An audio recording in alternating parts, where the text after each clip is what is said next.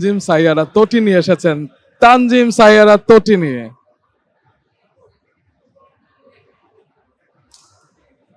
আমরা অ্যাওয়ার্ডটা নিয়েই আসি। আমি এই সুযোগটি দর্শক কিভাবে হাতছাড়া করব যে আমি অ্যাওয়ার্ডটা আরেকবার তুলে দিতে চাই আমার প্রিয় অভিনেত্রী এবং দর্শক আপনাদেরও প্রিয় অভিনেত্রী তানজিম সাইয়ারা তটিনী, যিনি খুব অল্প সময়ে আমাদের মনের বিশাল জায়গা জয় করে নিয়েছেন। তটিনী, আপনাকে কংগ্রাচুলেশন। আপনি খুব সম্ভবত প্রথমবারের মতো ঢালিউড অ্যাওয়ার্ডস পেলেন। আমি প্রথমবার ঢালিউড অ্যাওয়ার্ডসে এসেছি and this is the first award of mind from this place.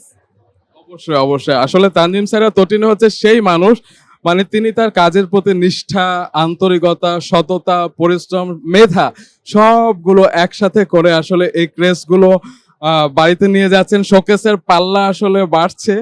হ্যাঁ, এবং তার নাটকগুলো আমি যখন দেখি, আমি দেখি যে হোক সেটা রোমান্টিক, হোক সেটা ট্র্যাজিক, হোক সেটা কমেডি, সব ধরনের চরিত্রে মানানসই। এত বিশ্বাসযোগ্য কিভাবে হন আপনার?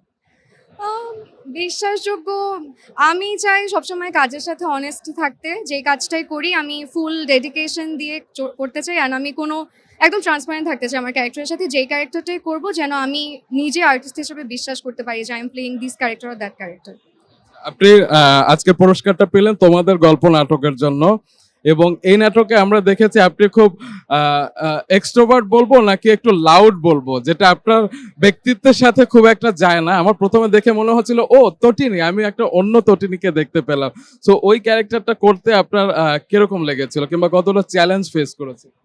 অনেস্টলি আমি যতটা ভেবেছিলাম যে আমার জন্য পুল অফ করা হয়তো ডিফিকাল্ট হবে, কারণ একটু উইটি ক্যারেক্টার, খুব স্পন্টেনিয়াস। বাট আমরা শুটিংয়ে আসলে এত মজা করেছি, সবাই ওয়াজ ভেরি কোঅপারেটিভ, সবাই এত সাপোর্ট দিয়েছে যে আসলে ফিলই হয় না। অ্যান্ড আমি কিন্তু একটু হলেও দুষ্ট আছি, এত এত চুপচাপ আমি না।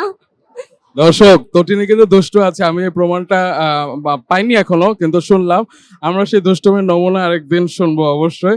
তবে তটিনী, উই লাভ ইউ। আপনি এভাবে কাজ করে যান, আপনার জন্য শুভকামনা রইল। Thank you so much.